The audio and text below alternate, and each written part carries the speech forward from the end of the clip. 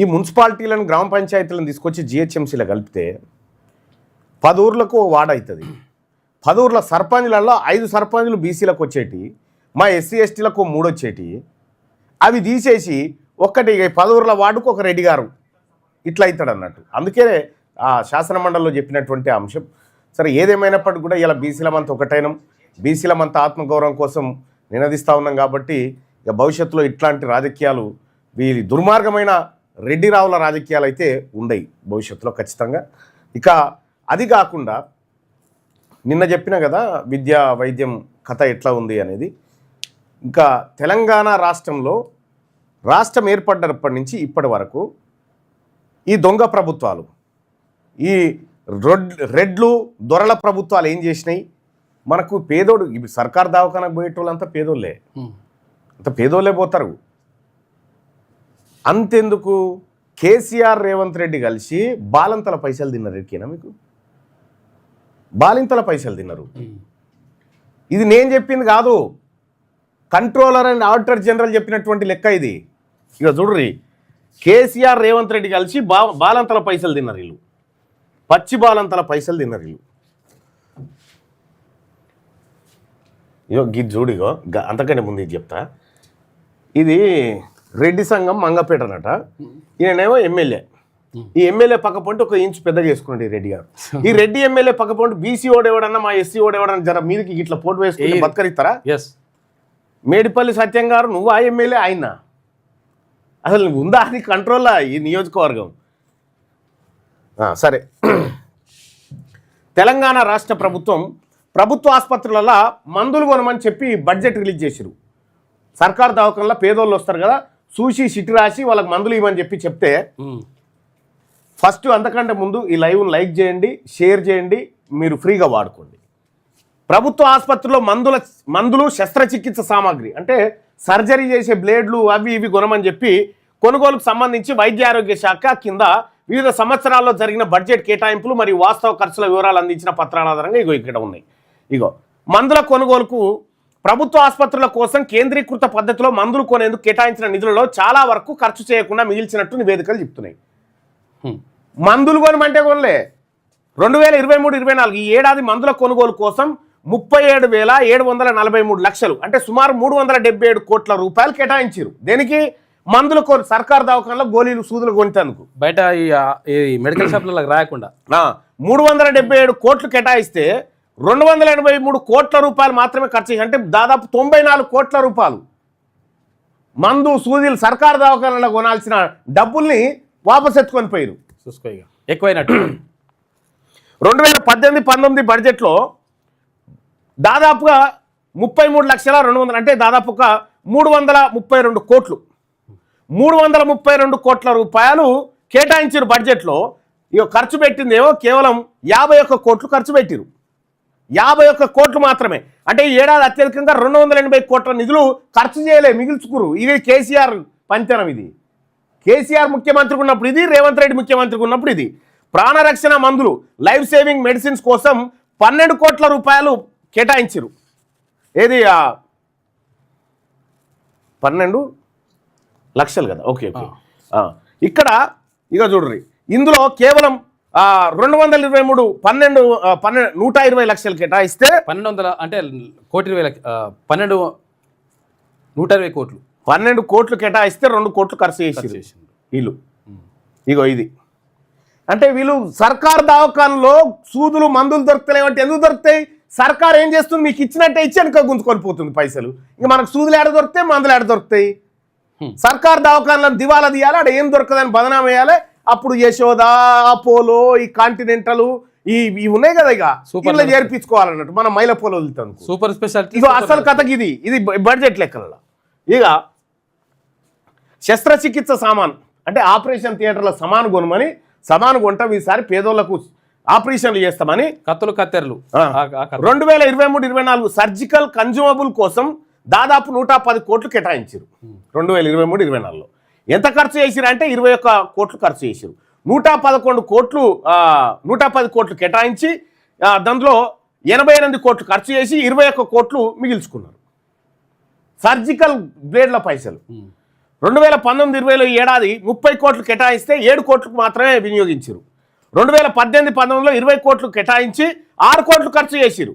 2017-18లో 20 కోట్లు కేటాయించినప్పటికీ ఒక్క రూపాయి కూడా ఖర్చు చేయకుండా మొత్తం నిధులు వెనక్కి తీసుకున్నారు. ఇక సర్కార్ దవాఖానలు ఎడకొని వెళ్తాయా? మందుల కొనుగోలు పైసలు వాపస్ బుక్కి తిరిగి అప్పుడు రేవంత్ రెడ్డి, ఇప్పుడు రేవంత్ రెడ్డి, అప్పుడు కేసీఆర్ పేదోళ్లకు సూది మందు పైసలు బుక్కిరు వీళ్ళు.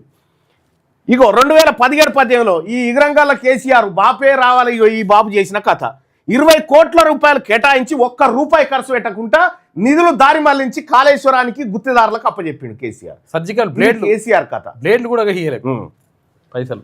ఇంకో తెలంగాణ వైద్య విధాన పరిషత్ ఆసుపత్రుల సంగతి చూద్దాం. 2017-18లో తెలంగాణ వైద్య విధాన పరిషత్ ఆసుపత్రిలో సర్జికల్ కన్జ్యూమబుల్ కోసం 30 కోట్లు కేటాయించి అందులో 20 కోట్లు ఖర్చు చేసిరు. 2015-16లో ఇదే విభాగంలో 30 కోట్లు కేటాయించగా 20 కోట్లు ఖర్చు చేసినట్టు రికార్డులు చెప్తున్నాయి. ఏడ పైసలు మిగిలించుకుండే బీసీలకు పేదవాళ్ళు బతికే కాడ పైసలు మిగిలించుకుండే ఈ ప్రభుత్వం కథ. అధికారిక లెక్కల ప్రకారం ప్రభుత్వ ఆసుపత్రిలో మందులు మరియు ఇతర వైద్య సామాగ్రి కోసం ప్రభుత్వం బడ్జెట్లో భారీగా నిధులు కేటాయిస్తున్నట్టు కనిపిస్తున్నా వాస్తవానికి క్షేత్రస్థాయిలో ఆ నిధులలో చాలా వరకు ఖర్చు కావడం లేదు. ముఖ్యంగా 2018-19 మరియు 2023-24 సంవత్సరాల్లో మందుల కొనుగోలు నిధులలో 100 కోట్లు మిగిలిపోవడం గమనార్హం. ఈ కంట్రోలర్ అండ్ ఆడిటర్ జనరల్ లెక్కలు ఇవన్నీ. మా పేదోళ్ళ సూది మందుల పైసలు కూడా తింటుంది కదరా, మీకు ఎట్లా న్యాయం అవుతుందో. ఇంకా ఇది కాదు ఇంకోటి మద్యపాన నిషేధం ఉంటుంది కదా, ఎక్సైజ్ అండ్ ప్రొబిషన్ శాఖ ఉంటుంది కదా, మద్యపాన నిషేధం అంటే దాని విధి ఏంది? ప్రజలకి అవేర్నెస్ చేయాలి. ఏమని? మద్యం తాగకూడదు, ఇది తాగితే ఆరోగ్యం ఖరాబ్ అవుతుంది, ఇట్లా డ్రగ్స్ తీసుకోకూడదు, ఈ సారాయి తాగకూడదు, మద్యం తాగకూడదు అని ప్రచారం చేయాలి ఎక్సైజ్ శాఖ. దానికోసం నియంత్రణ కోసం ఉండాలి. అది ఇది శిశు సంరక్షణ కదా.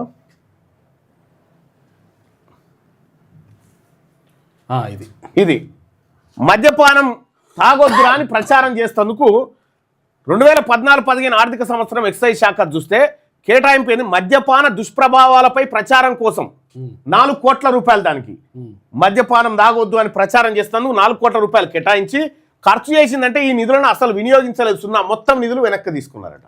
ఇంకా కావాలంటే తాగురానికి ప్రచారం చేస్తారు. తాగురాని ప్రచారం చేసి 2018-19 ఆర్థిక సంవత్సరంలో కేటాయింపు 50.01 లక్షలు కేటాయించారు. వాస్తవ ఖర్చు ఒక్క రూపాయి కూడా ఖర్చు చేయలేదు. ఇది ఇగురంగాల కేసీఆర్ పరిపాలన. కారణం పరిపాలన పరమైన ఉత్తర్వులు రాకపోవడం వల్ల పనులు ప్రారంభం కాలేదు. అందుకే నిధులన్నీ వెనక్కి ఇవ్వబడ్డాయి. ఇంకా ఇది కాకుండా ఇగో పసిపోరగాలది పసిగుడ్డు అప్పుడే పుట్టిన పసిబిడ్డను కాపాడాల్సినటువంటి పైసలు మింగిరి వీళ్ళిద్దరు. తెలంగాణ రాష్ట్రంలో శిశు సంరక్షణ మరియు సంక్షేమం, women child and disabled welfare ఆ గ్రాంట్ లెక్క అది. ఇది ఏంటంటే ఇగో ఈ పద్ధతిలో రాసిరు అన్నట్టు.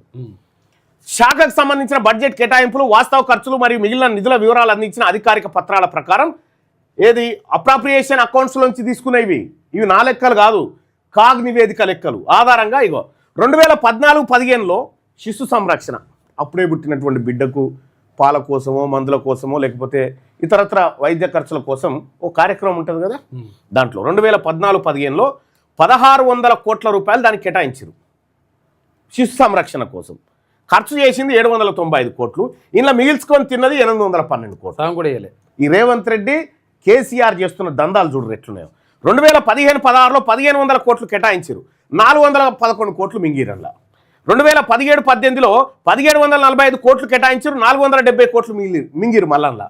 2018-19లో 1838 కోట్లు కేటాయించారు, 636 కోట్లు మింగిరు వీళ్ళిద్దరు. 2019-20లో 1500 కోట్లు కేటాయించి 238 కోట్లు మింగిరు. 2023-24లో 1793 కోట్లు కేటాయించి 92 కోట్లు మింగిరు. ఇట్లా పసిబోరగాలది, పసిగుడ్డులది, అప్పుడే పుట్టినటువంటి పేద పిల్లలు ఎవరైతే ఉన్నారో తల్లి గర్భంలోంచి పుట్టిన తర్వాత శిశువులు ఉంటారు కదా, వాళ్ళ కోసం మొత్తం తెలంగాణ రాష్ట్రం వచ్చిన తర్వాత 10,034 కోట్లు కేటాయించి 3,701 కోట్లు మింగిరు. ఇది ఇలా రేవంత్ రెడ్డి గారు కూడా ఉన్నాడు. ఇలా పసిబోరగాల పైసలు తిన్నారా వీళ్ళు, ఈ పార్టీ వాళ్ళు, ఈ బీఆర్ఎస్ కాంగ్రెస్ వాళ్ళు. ఇంకో ఇది ఒక్కసారి చూస్తే తల్లి మరియు శిశు ఆరోగ్యంకి సంబంధించినటువంటిది. తల్లి మరియు శిశు సంరక్షణ కోసం ఉద్దేశించిన పథకాల్లో ప్రతి ఏటా భారీగా నిధులు మిగిలిపోతున్నాయి. కేసీఆర్ కిట్ అని పెట్టిండు ఆ కేసీఆర్ పేరుకే అది. దాని వెనకాల 2023-24 బడ్జెట్లో దీనికోసం 329 కోట్లు కేటాయించగా వాస్తవంగా ఖర్చు చేసింది 3 కోట్లు. 329 కోట్లు ఇగో దీనికోసం ఖర్చు చేస్తున్నా అని కేసీఆర్ అప్పట్లో గప్పాలు కొట్టిండు, హరీష్ రావు గప్పాలు కొట్టిండు. తీరా ఏమైందిరా నాయన, ఎన్ని ఖర్చు చేసిండ్రంటే 3 కోట్లు. 329 కోట్లేడా 3 కోట్లేడా అంటే దాదాపు 98% నిధులు ఖర్చు చేయలేదు కేసీఆర్ కిట్టు పేరు మీద. ఈ పైసలన్నీ అటెత్తుకపోయిండు కాంట్రాక్టర్లకు. కేసీఆర్ న్యూట్రిషన్ కిట్ అని పెట్టిండు. ఇందులో కేంద్ర ప్రభుత్వం వాటా వస్తుంది. ఇందులో 150 కోట్ల రూపాయలు కేటాయించి ఒక్క రూపాయి కూడా ఖర్చు చేయలేదు. కేసీఆర్ న్యూట్రిషన్ కిట్ పేరు మీద 150 కోట్లు కేటాయించి ఒక్క రూపాయి కూడా ఖర్చు చేయలే. ఇగో ఇది అమ్మఒడి అని పెట్టిండు. ఇదే ఏడాది ఈ సేవల కోసం కేటాయించిన 5 కోట్లు కూడా అసలు ఖర్చు కాలేదు. ఇగో వీళ్ళ పథకాలు, వీళ్ళ లెక్క, వీళ్ళ మోసం. ఈ లెక్కలు చూడరు, ఇక మీకు అర్థమవుతుంది. పసిపిల్లల కథ పాపం బాధ. ఇక్కడ అంగన్వాడీ మరియు శిశు సంక్షేమ సేవల కోసం ICDS ఇంటిగ్రేటెడ్ చైల్డ్ డెవలప్మెంట్ సర్వీసెస్కి సంబంధించి 2017-18లో 26 కోట్లు ఖర్చు చేయకుండా మిగిల్చిర్రు. అంగన్వాడీల పేద పిల్లల బువ్వ కూడా ఎత్తుకపోయారు. ఆ గుడ్లు పాలు బువ్వ పెట్టకుండా కూడా ఎత్తుకపోయారు.